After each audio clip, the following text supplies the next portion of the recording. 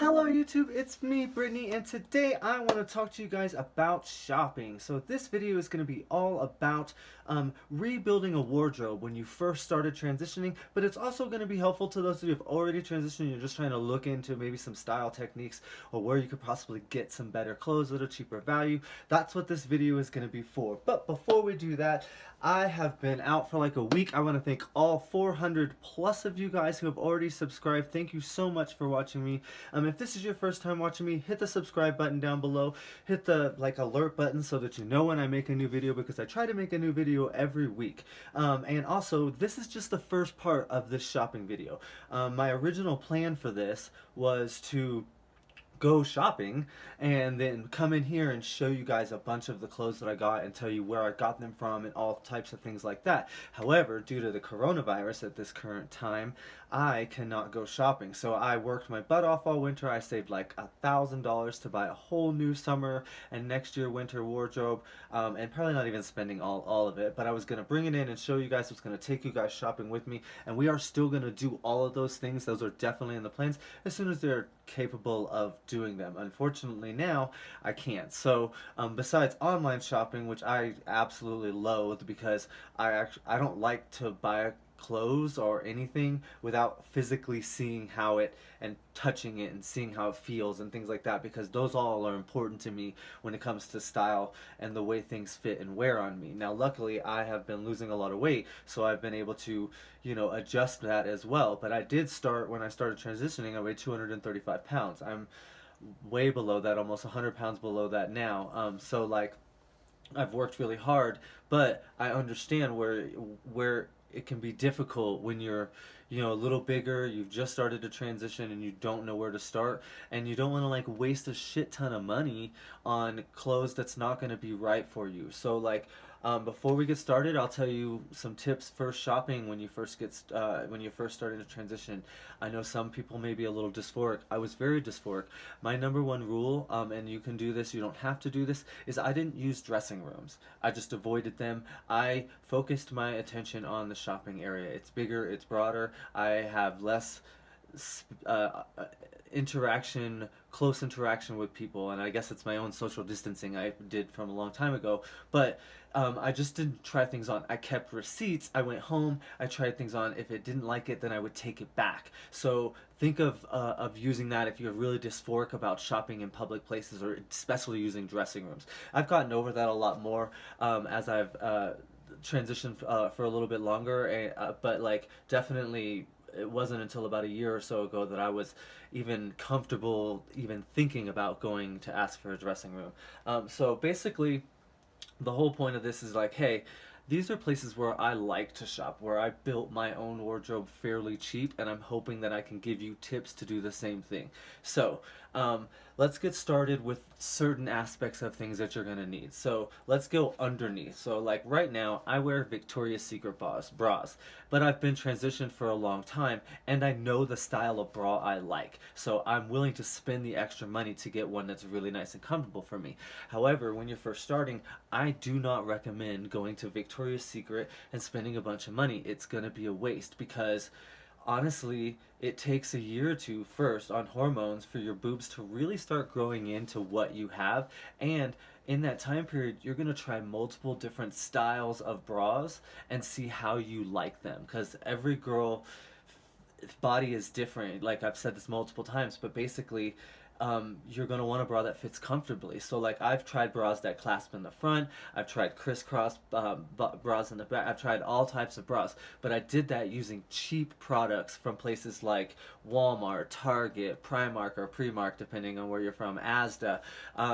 So like some of those are locations outside of this country, but like Kmart used to be a good place, TJ Maxx, places where you can get cheap bras and underwear that you can, I mean, let's just be real. Most girls have like 10 bras in their drawer, but they use 3, and they consistently love 1. So, like, go out, get a few of them, try them, you may wear them for a week and realize this doesn't feel as comfortable as I want it to be, and then you try a different style, and so on until you feel comfortable. And then when your boobs start to grow in and you've been on hormones for a few years like I have, then you can go to like Victoria's Secret and get these really nice fancy things that feel way more comfortable. And I promise you, once you upgrade off of the Walmart brands, like they are very, very helpful, and I do not down them all, but they are things like you're gonna want to buy a new one like every month or two because they wear down easily. So like I like the Victoria's Secret because they last a lot longer and they're a lot more comfortable. But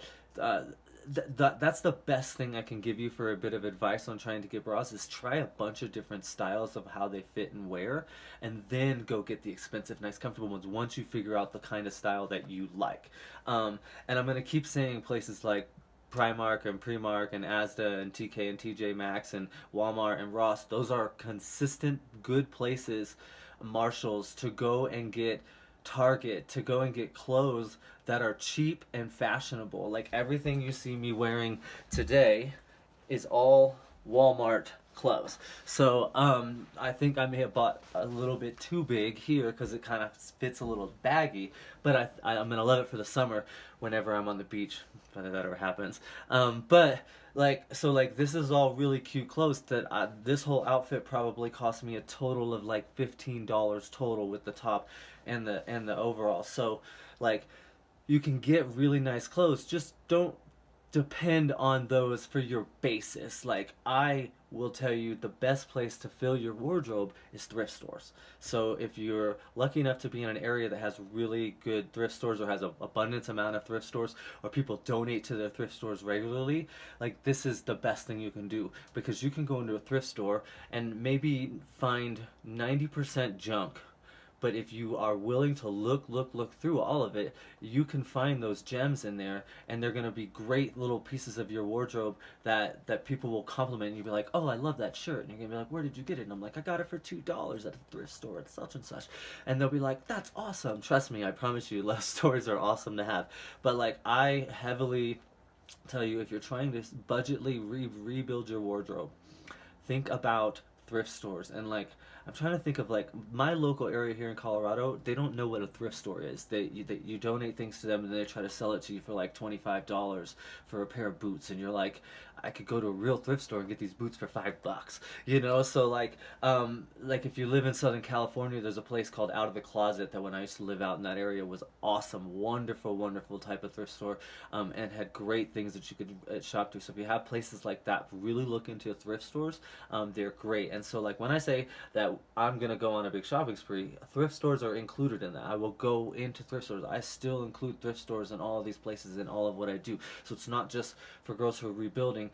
Girls every day need to go into these places. Now, I will recommend that in early part of transitioning, if you don't feel comfortable down here and you're very dysphoric, avoid things like leggings.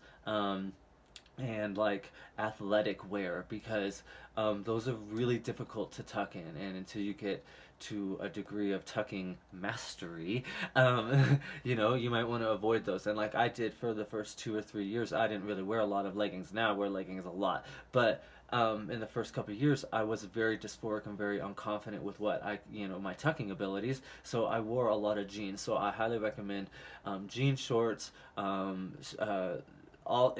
type of jeans that you can think of are really great. Dresses, skirts are wonderful to get started with because they're both very feminine, but they also allow you the ability to avoid that dysphoric issue of having to tuck or your tuck falling out, because that's definitely a frightening thing we all don't want to experience.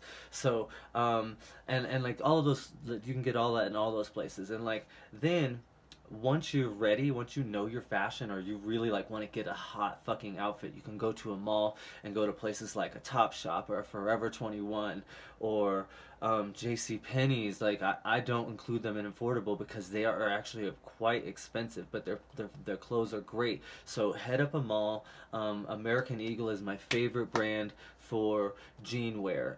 Shorts, pants, t-shirts. Oh my god, I love American Eagle. It's one of my favorite brands to go visit in the mall. But those are very pricey, so make sure you know what you like, or you have a confidence with trying things on. Like I didn't start shopping in the mall until like last year, maybe a little bit before that, and partially is because those things are so expensive that I don't want to like purchase them and then be too dysphoric to go back and say I'm too fat to fit this.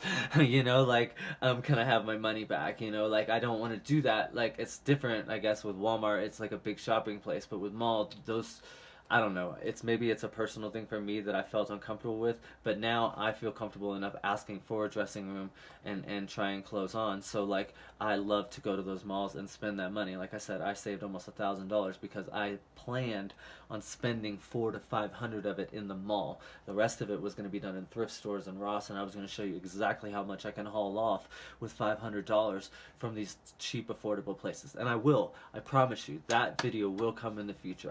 Until then, I hope this video was helpful. If you noticed, I'm trying to learn some things about the UK, so I'm adding some information in for some UK viewers that I have as well. I'm doing my best to knowledge myself with what you guys are doing and how it's a little bit different for you guys over across the pond.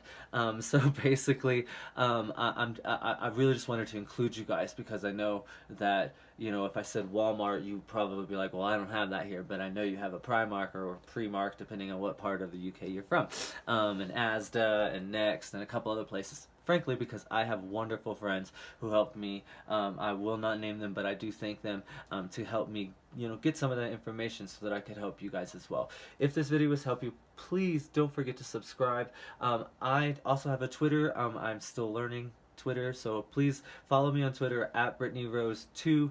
You can donate to my Patreon if you want, but it's not a big deal. I am still hopefully going to have some comedy shows coming up. I'm still supposed to be in San Jose May 20th, but we will see. Until then, stay safe, everybody. I love every single one of you, and we'll talk to you guys all later. Bye-bye, everybody.